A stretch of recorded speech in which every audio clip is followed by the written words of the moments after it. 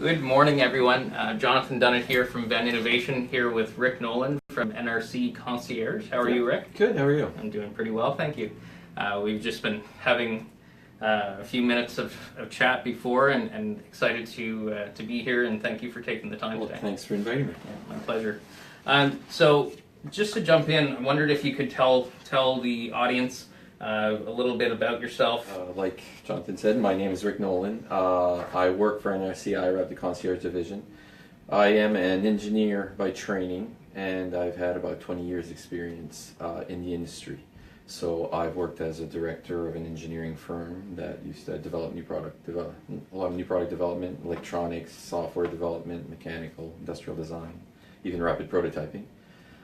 Did some consultants work, and I've actually worked with a large SME in the region, probably I'd say 700 to 800 employees. So wow. A lot of products that we developed too, and I headed engineering and R&D for that before coming to my position here at IRAP. A lot of what we've been talking about over the last series of weeks is around this whole concept of competitive intelligence. Now, I think you bring quite an interesting perspective with that. So I wanted to sort of get your definition. So for you, what is competitive intelligence exactly? Competitive intelligence encompasses a lot of different things for me. It can be market intelligence, as in researching the market, seeing what the market's made of, and all the influences, as well as looking at your competitors. Right. So to get a real feel of where the market's going and where your competitor is going is a very important piece, and competitive intelligence falls into that. There's a difference from my view of what grabbing a lot of information from your marketing competitors, which I find is more competitive data, but the intelligence comes from taking that data and really identifying real strategic plans and initiatives that companies can take on to move themselves forward and give them a glimpse of what the future looks like, whether it be the market and all its influences, or who are the competitors that are out there right now, who's coming in, who's leaving, and at the same time, are there any disruptors out there that are coming in? To get a view of that is an important piece for companies, and to me that's what competitive intelligence is, and that's how companies need to move forward. Right. And so we had been talking before, are there some types of examples of, like you had mentioned sort of prior to going live, about companies wherein minding your competitors and what they're doing and how that creates opportunity? Can you just speak to that for a second? Absolutely. I've been privy to that because prior to working in this position, I was in industry, as I mentioned. And we had done a lot of that, and a lot of good competitive intelligence when it comes to looking at our competitors, because you can have a really good glimpse by looking at either the products they're developing, which markets they're going after, even the HR portion of it. You know, is looking who they're hiring, gives us an idea, or gave us an idea of what they were working on, where they were going, as much as patents too, which is all searchable, right? So you can take a look at patents being developed, being taken in by these companies, these competitors, and it really shows you or identifies portions of the markets, different products that they're developing. We would do that a lot because it would give us a lot of intel as to what's going on inside our competitors, because a lot of stuff can come of that. We can see disruptors coming. We could see what kind of products, what kind of markets they're going after, but at the same time, it would also give us a glimpse as to pieces of the market, sectors or niches of the market that might not be served properly by our competitors. These could be niches that we could take advantage of. And at the same time, we were very good at also looking at the strength and weaknesses of our competitors, even in global difficulties. To give you an example, in 2008, 2009, there was a downturn in the economy because of the bursting of the bubble on the real estate side of things, starting off in the U.S. and went across globally. A lot of companies at the time were tightening their belts. So was our competitors. But our organization had looked at that and didn't see that as a problem, saw it as an opportunity. We knew by understanding the financial side of things for our competitors what they were capable of doing and what they weren't. And we also saw that they were not going to be able to develop any new products. They were going to be tightening their belts, and we saw that as an opportunity to develop new products. So we actually went opposite to everyone else and actually invested in R&D heavily to develop a whole line of products to go after, because we knew we'd be the only ones with the new products coming in. And that allowed us to gain access and actually win over huge contracts. Wow. And we actually grew in a time where everybody was actually downsizing. Right. So that's the type of competitive intelligence that we were actually being able to use, and we did it efficiently and effectively to be able to look at our competitors, look at the market, see opportunities where many didn't, and actually take advantage of it. Right. And so in your role now, so now you're out of industry, but you're working with a lot of different companies. Do you see competitive intelligence as is it a bit of a blind spot for some companies? Are there companies that are doing it well? Is this something that could be improved upon for most companies, or what's your feel on that? Like I'd mentioned before, you can't be too small or too big to be doing competitive intelligence, and it is such an important piece of analyzing your market that it really needs to be addressed by anybody that's in the industry.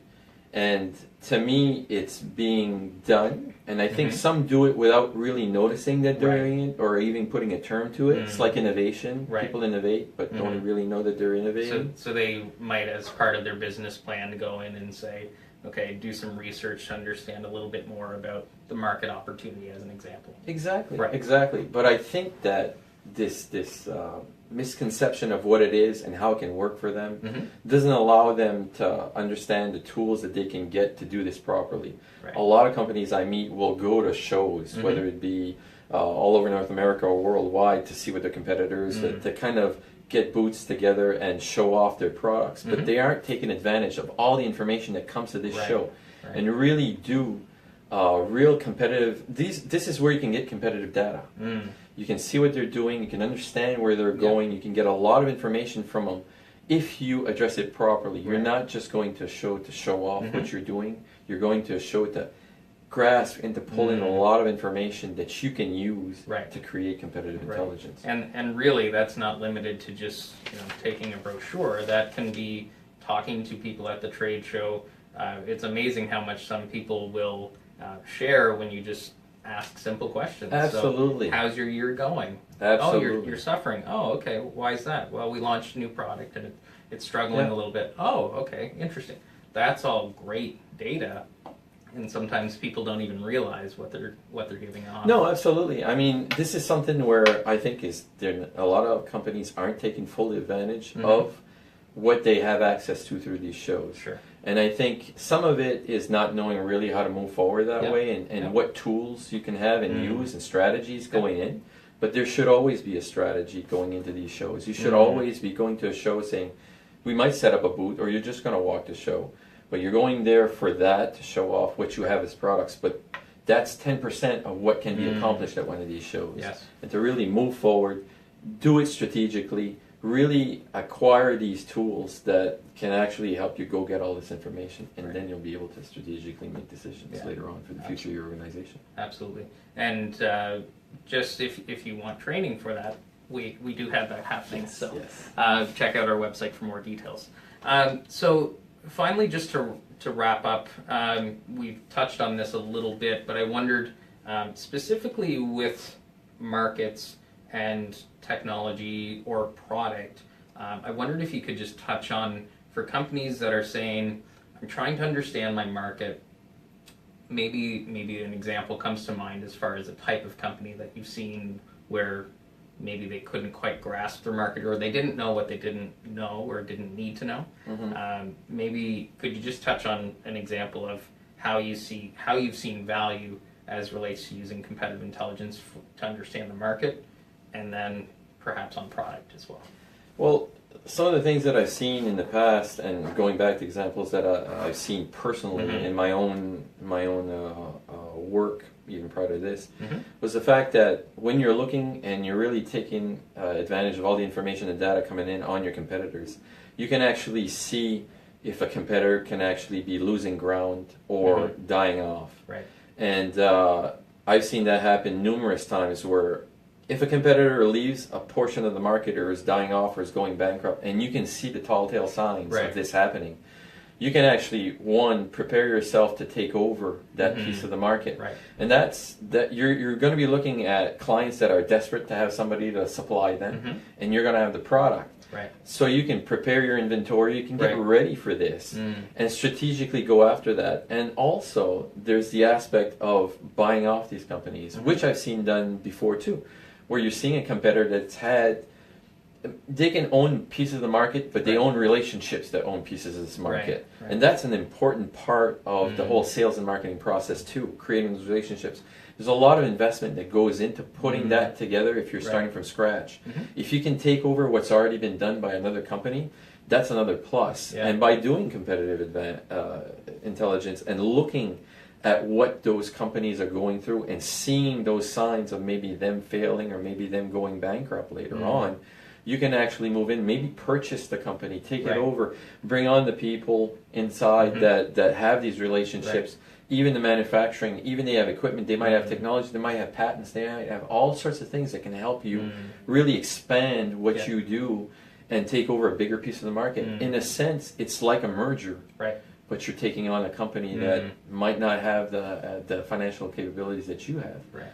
But there are opportunities to be done from there. But to take advantage of that and not react to someone going bankrupt, but actually acting upon it as you've seen it come, that's what competitive intelligence can do and can allow you to act on it. Reacting is sometimes last minute, too slow, and things are done by the time you get in. If you have that knowledge ahead of time, then you can act upon it ahead of time and actually get ready for it and take it over seamlessly. Yeah.